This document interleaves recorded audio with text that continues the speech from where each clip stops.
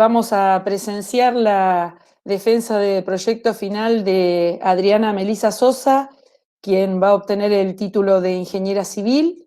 El proyecto se titula Análisis y recomendaciones en la gestión de residuos sólidos urbanos ante la pandemia por COVID-19.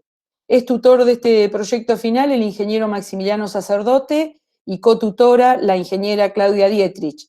Junto al ingeniero Maximiliano Sacerdote van a actuar como jurados el ingeniero Mario Alonso y la ingeniera Valeria Tridone. ¿Te escuchamos, Adriana? Bueno, a fines del año pasado se registró de manera oficial el primer caso de un paciente con COVID-19. Esta enfermedad es causada por el virus SARS-CoV-2, que es de la familia de los coronavirus, y se originó en la ciudad de Wuhan, en China. Hasta el momento no se sabe su origen. Algunas investigaciones concluyeron que puede tener un origen zoonítico, es decir, pasó de un huésped animal a un huésped humano, pero todavía es desconocido. A partir de este momento y hasta la fecha, el virus se propagó por todo el mundo, como acá pueden ver en este mapa, es el número de infectados en el mundo del día de ayer. A partir de esta situación se declaró como pandemia y los gobiernos decidieron establecer algunas medidas para tratar de contener la propagación y que no haya un colapso sanitario. Entre las medidas más generales está el distanciamiento social, ya que el virus, como todos sabemos, se contagia de persona a persona por las gotículas de saliva al hablar o por las secreciones al estornudar. Y también se establecieron algunas actividades esenciales como de personal de salud, de fuerza de seguridad, y entre las que está la gestión de residuos. Bueno, este proyecto surge para analizar cómo afecta a la GIRSU, a la Gestión Integral de Residuos Sólidos Urbanos, la propagación de esta enfermedad en una zona estudiada dentro de la provincia de Buenos Aires, que es justo en la región central, que está Olavarría y municipios alrededor. ¿Por qué es una actividad esencial la gestión? Porque además de evitar un montón de enfermedades, es esencial para la salud pública que no se ve interrumpida.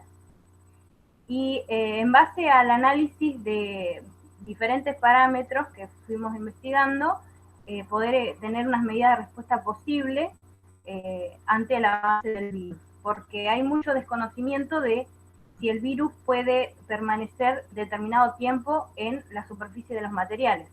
Entonces, ante este desconocimiento, lo más efectivo es establecer algunos protocolos y algunas medidas de respuesta efectiva para estar adelantados a una situación de contingencia. El objetivo principal es analizar la capacidad de respuesta en materia de gestión de residuos de municipios ubicados en un radio de 100 kilómetros a la ciudad de Olavarría. Y en base a esto, elaborar recomendaciones generales que puedan llegar a aplicarse en caso de una contingencia sanitaria. Para esto, lo que se decidió es evaluar métodos empleados en otros países donde el virus llegó con anticipación, antes que acá en Argentina, y ver las estrategias para que la actividad de gestión de residuos no se viera interrumpida. También se analizó el comportamiento en la generación de los residuos a partir del aislamiento social preventivo obligatorio que se dictaminó en marzo de este año acá en Argentina. Y también recopilar información de los municipios y elaborar un documento con algunas acciones y algunas recomendaciones para que puedan implementar en caso de que haya un colapso sanitario en los residuos generados en hospitales y en clínicas por la atención de pacientes con COVID-19. Bueno, un poco de marco teórico de este proyecto. Estuvimos investigando la legislación vigente y Argentina cuenta con un amplio marco legal. En este trabajo se hizo hincapié en las leyes que buscan promover la gestión integral. ¿Qué quiere decir promover la gestión integral? Buscar un un manejo adecuado y racional de los residuos para minimizar impactos negativos en el ambiente y en la salud humana. Y también tratar de establecer diferentes estrategias para que lleguen menos residuos a disposición final. Es muy importante identificar las distintas corrientes de residuos.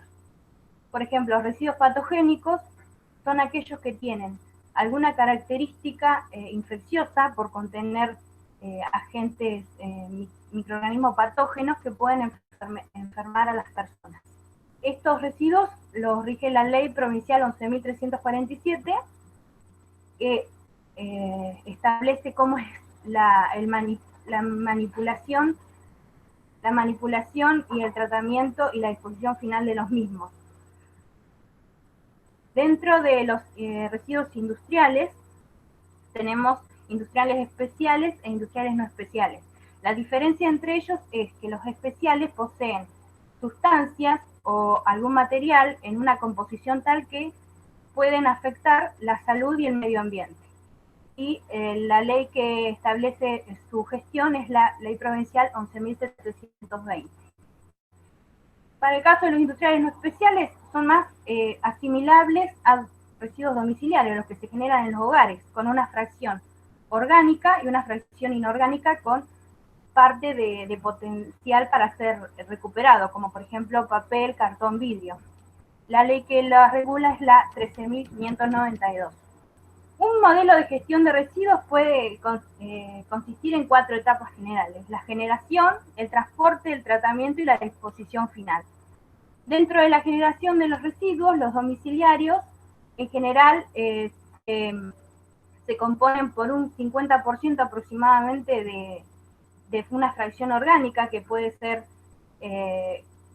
digerida, digerida no, sino se puede descomponer, ¿sí? Un 25% que tiene potencial de ser recuperado, como papel, cartón, vidrio, y otro 25% que se lo denomina como rechazo o scrap.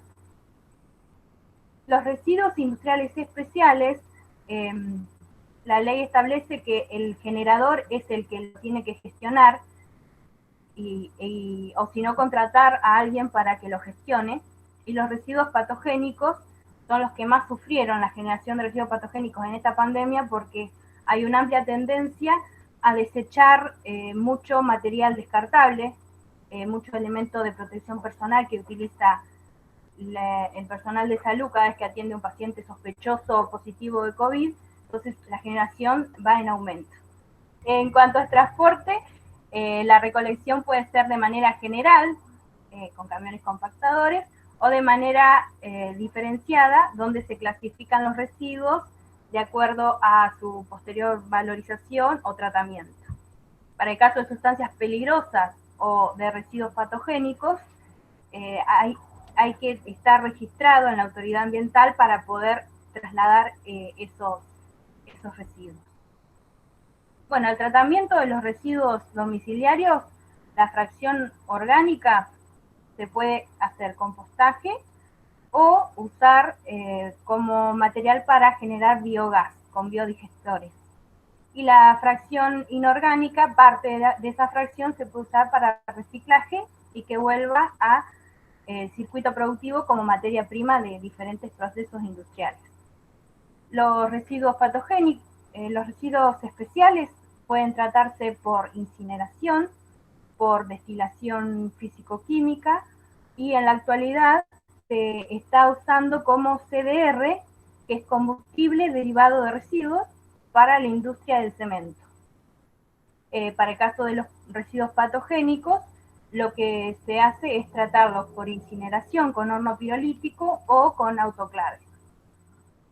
Y por último, la etapa de disposición final, una solución viable y técnica y económica dentro de las que existen, es un relleno sanitario, donde se depositan en una celda previamente impermeabilizada y con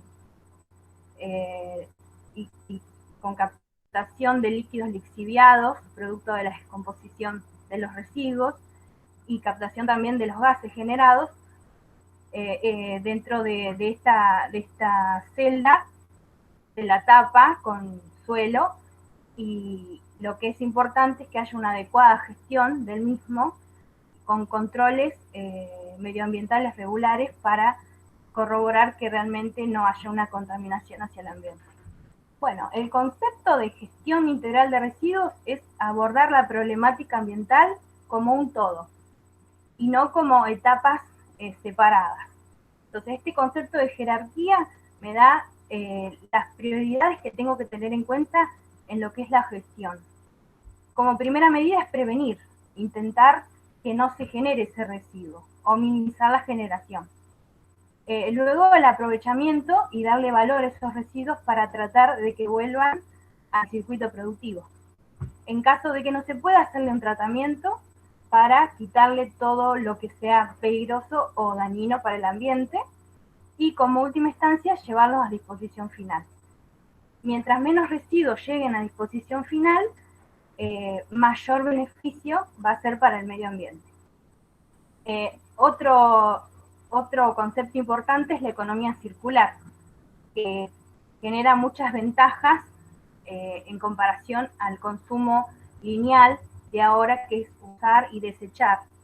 ¿Por qué? Porque los residuos, en vez de ir a disposición final, pueden volver, algunos, pueden volver como materia prima y regresar al circuito productivo.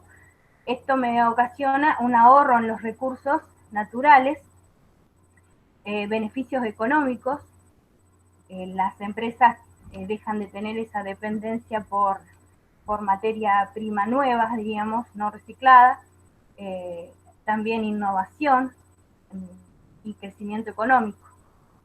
Y dentro de los beneficios sociales, oportunidad de empleo, ya que se generan nuevas áreas de desarrollo para poder trabajar estos residuos. Bien, dentro de las recomendaciones internacionales que diversas organizaciones involucradas en el estudio del análisis de los residuos sólidos han investigado de lo que pasó en otros países y dicen algunas cuestiones principales a la hora de tener en cuenta con esto de la pandemia y los residuos. En primer lugar, el rol del Estado. El Estado debe garantizar que no haya una interrupción del servicio, porque eso puede generar mayores inconvenientes, mayores contagios y poder generar otras enfermedades a la salud pública. Como segunda cuestión está que las actividades de reciclaje deben continuar, deben tratar de promover que sigan reciclando. Por más que las plantas de tratamiento o los sitios de disposición no reciban, instar a la comunidad a que siga reciclando y que lo almacene en su domicilio. Y en caso de que las plantas continúen, ajustar a que no haya una contaminación cruzada, es decir, entre el que genera y el que manipula. Una de las opciones que se han dado es, por ejemplo, antes de disponer los residuos, rociar la bolsa con una solución clorada. Bueno, el aumento de la cantidad de los residuos, como estaba comentando, debe tratarse los residuos de patogénicos y eliminarse de manera segura, porque de no ser así, también es un riesgo para nuevas infecciones y contaminación. Algunos de los protocolos a implementar en la gestión de residuos es reforzar medidas de salud y seguridad de todo el personal, cuidar a las personas que son consideradas de riesgo, mayores de 60, embarazadas, personas con problemas cardíacos, con enfermedades crónicas, obesidad, diabetes, hipertensión, otorgarles una licencia o sacarlos del lugar de exposición a los residuos, disponibilidad de elementos de protección personal. Es muy importante que cuenten en cada etapa de gestión con los elementos para evitar contagiarse, evitar la congregación de personas. Para este caso, lo que se recomienda es que entre turnos de trabajo sea más distanciado la salida de uno y la entrada del otro. cada vez que el personal ingresa a un turno, controlar la temperatura. En caso de tener síntomas o fiebre mayor a 37,5 y no tener ninguna enfermedad que lo explique, tomarlo como un caso sospechoso de COVID y tomar las medidas necesarias para implementar los protocolos de salud. También reforzar la higiene en equipos y unidades. Una vez que termina el turno de la cuadrilla que esté trabajando, clorar todos los elementos utilizados, campañas de disposición de residuos en aislamiento social y preventivo. Esto es importante para la persona que está depositando el residuo, cómo debe hacerlo, para evitar que se contagien quienes los van a manipular. También rediseñar los circuitos de recolección. Esto minimiza el riesgo de exposición del empleado al contacto con los residuos, y capacitaciones para minimizar el riesgo de contagio. Capacitaciones también al personal de salud, que es el que tiene que disponer los residuos para su posterior recolección. Bien, ya entrando en lo que es el desarrollo del proyecto, el área analizada fue en un radio de aproximadamente 100 kilómetros a la ciudad de Olavarría, que engloba las localidades de Bolívar, General Alvear, Tapalqué, Azul, Tandil, Benito Juárez, La Prida y, por supuesto, la ciudad de Olavarría. Estuve investigando por online en este contexto, mediante plataformas digitales, mediante medios de comunicación, llamadas telefónicas a funcionarios que están en el tema de la gestión de residuos en esas localidades, y con toda la información analizada pudimos tener un estimado de lo que es la generación de residuos diaria normal en cada una de las localidades. Por ejemplo, en Olavarría tenemos un estimado de 122.878 kilos por día de residuos. Otro de la información y de los parámetros que pudimos obtener fue cómo se gestionan esos residuos en cada una de las ciudades. A modo de resumen, en cuanto al transporte, 5 ciudades cuentan con un camión compactador que recoge puerta a puerta sus residuos, 2 con una recolección diferenciada, o sea, discrimina entre, por ejemplo, orgánico, inorgánico, papel, vidrio, cartón, y otra que es Benito Juárez, un sistema mixto, tiene sectores contenedorizados, además de un camión compactador en el casco urbano. En cuanto al tratamiento, se pudo ver que todas están haciendo alguna actividad para clasificar sus residuos a través de ecopuntos, de plantas de clasificación o de contenedores en barrios para que depositen sus residuos secos. Y bueno, y disposición final, solamente 3 cuentan con un relleno sanitario y el resto deposita sus residuos en vertederos controlados. Tal como lo había explicado dentro de los objetivos, analizar el comportamiento en la generación de residuos es muy importante para poder establecer medidas de respuesta efectiva ante el incremento de los mismos. En el sector del área metropolitana bonaerense se registró un aumento, al igual que acá, en Buenos Aires fue alrededor de un 25%, y se debe, o es lo que se supone que se debe, que son cuestiones de que la persona, al estar aislada, al inicio del aislamiento, aprovechó su tiempo para hacer una limpieza profunda y deshacerse de objetos innecesarios que ponían para recolección. También se propuso que puede existir este aumento por el consumo, mayor consumo de elementos con plástico, por ejemplo, delivery, y eso también puede ser una de las causas. Acá en la ciudad fue el incremento en el orden del 20%, duró aproximadamente unos 10 días, y luego se fue estableciendo en la media de ese valor. También lo que pasó en la ciudad, según datos de SEAMSE, en AMBA, fue que hubo un impacto en el sector de reciclaje, porque muchos comercios decidieron cerrar o no estaban permitidos como actividad esencial, entonces hubo una baja en lo que es los productos de reciclaje, afectando tanto a la economía popular de los recolectores informales que trabajan de esto, como al desabastecimiento de papel y cartón para diferentes procesos industriales que lo utilizan como materia prima. Algunos cambios que se dieron en la gestión en la zona de estudio debido a esta pandemia, en general fueron muy parecidos. Por ejemplo, retiro de puntos verdes o ecopuntos, donde el ciudadano lleva su material para reciclar.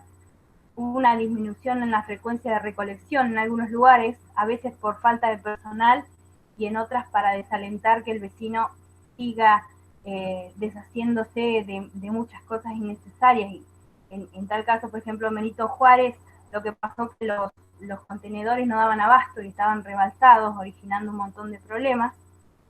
Y también en el relleno sanitario, una disminución en el tiempo de exposición.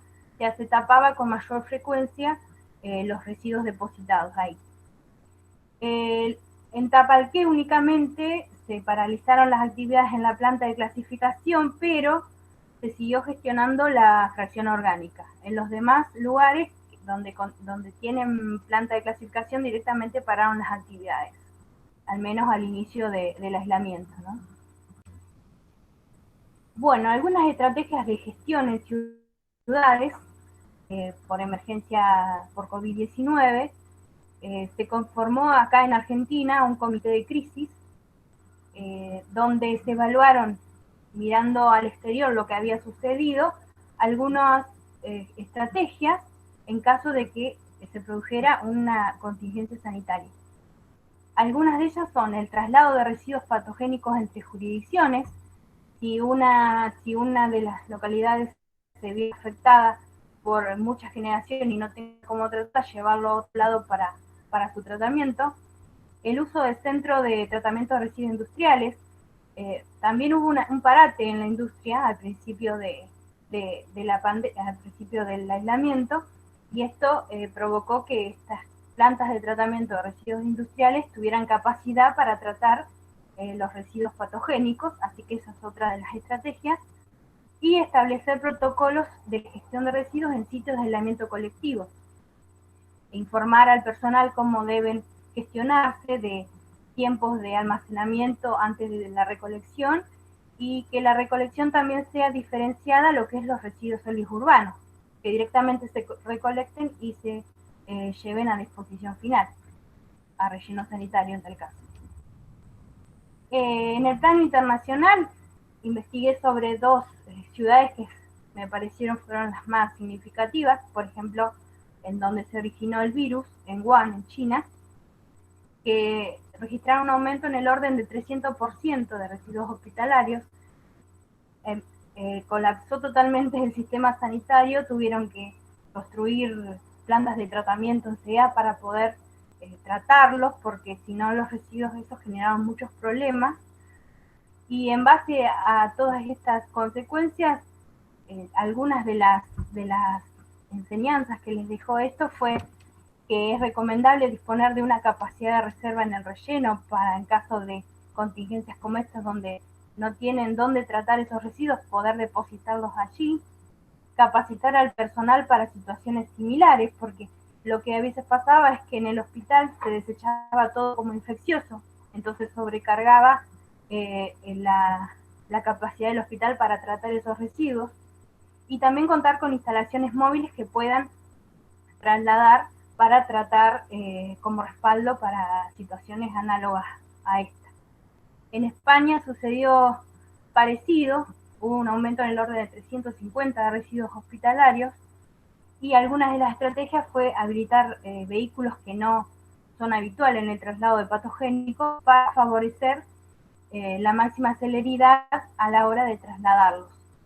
También tuvieron una estrategia de depositar residuos sin clasificar en un vertedero, establecer colocar algunos contenedores específicos en algunos lugares para residuos con COVID-19, es decir, el paciente que estaba infectado directamente todo su residuo, así sea material orgánico o reciclable, que lo disponga para disposición final.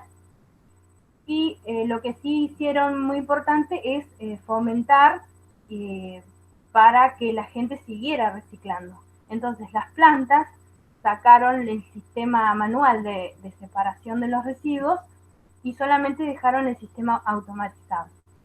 Esto bajó la calidad en la separación, pero el operario no estaba expuesto a un posible material que esté contaminado. Bueno, y dentro de las recomendaciones que se pueden implementar en caso de contingencia, algunas son garantizar la continuidad de las actividades de higiene urbana y de recolección, realizar campañas de difusión y concientización en cuanto a la forma correcta de disponer los residuos, de la importancia de la separación en origen, promover a que se haga compost en los hogares, capacitar al personal sobre los protocolos y mantenerlos actualizados cada determinado tiempo, maximizar las medidas de bioseguridad que ya existen en cada etapa de la gestión, reforzar la medida de higiene de equipos y máquinas, y en caso de que los residuos patogénicos superen la capacidad en las plantas de tratamiento, establecer procedimientos especiales de ingreso y egreso en un relleno sanitario para su disposición. Es decir, establecer un registro y tener todo registrado de dónde proviene, qué cantidad de residuos lleva, cuántos van a ser depositados, para poder tener valores a la hora de poder crear algunos indicadores, espero que nunca, pero si en un futuro vuelve a pasar lo mismo. También mantener disponible un sector de la celda de disposición final en caso de un aumento del volumen de la cantidad de residuos. Si el residuo patogénico llegara a ir a depósito final, es importante antes de enterrarlo, rociarlo con una solución clorada para minimizar el riesgo de contagio. Bueno, algunas dimensiones propuestas para el sector de reserva en la celda de disposición. En nuestro caso se consideró aplicar un incremento de volumen de un 50% aproximadamente sobre la generación de residuos estimada anteriormente. Con esto se calculó un volumen de residuos con una densidad media de compactación de 600 kilos por metro cúbico y se obtuvo una superficie de celda con ese volumen dividido la altura media de la celda de disposición final. También es importante para las tareas operativas tener un volumen de suelo para hacer las tapadas necesarias. También lo calculamos, en este caso la altura de la capa de residuos que se supuso es de 0,90 metros y el espesor de cobertura de 0,30 metros. A continuación les voy a mostrar una tabla donde se calculó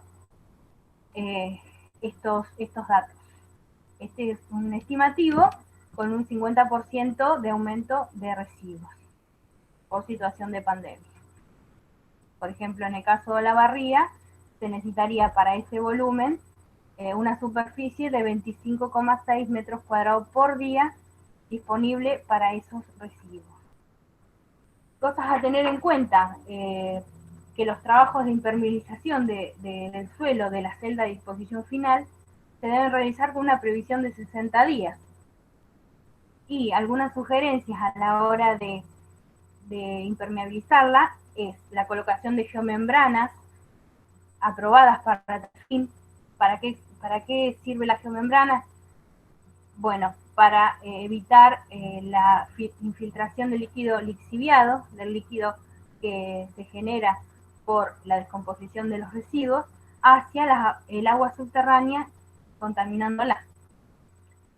Algunas condiciones climáticas que deben tenerse en cuenta cuando se haga la colocación de esta geomembrana es que la temperatura no debe ser menor a 10 ni mayor a 37 grados Celsius, que no debe haber precipitaciones o presencia de humedad, y tampoco vientos en la zona de despliegue que puedan ocasionar que se vuelen. Las membranas se colocan con una pala cargadora y se van solapando para después poder soldarlas.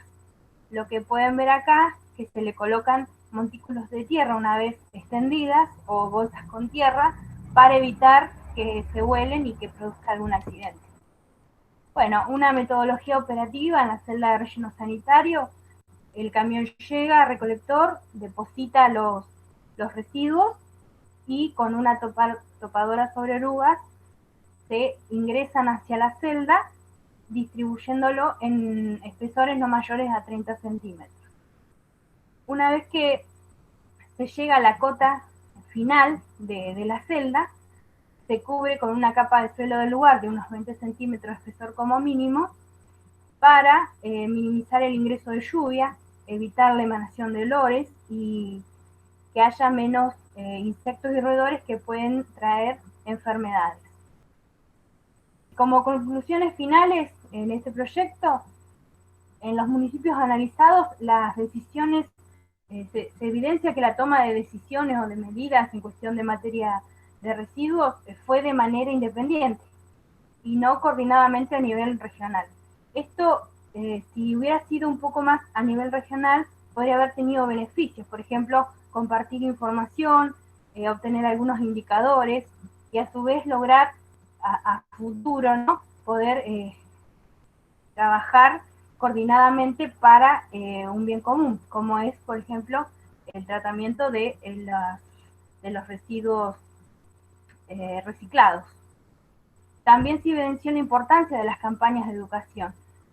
Como es muy importante que la población sepa cómo debe disponer sus residuos para cuidar su salud y la del entorno, y además promover lo que es la separación en origen para que menos residuos vayan a disposición final. También es importante, y como conclusión, tener este sector de celda disponible para, en caso de requerirlo, poder depositar los residuos en situaciones extraordinarias y pueda observar esos picos de generación. Y lo que es la gestión integral de los residuos sólidos urbanos se debe continuar y puede continuarse siempre y cuando que el personal cuente con los elementos de protección personal para evitar contagios y que estén capacitados en su correcto uso y en su correcta disposición. Pues también se pueden contagiar cuando se retiran de los guantes o las gafas o los barbijos. Y bueno, eso es todo por hoy.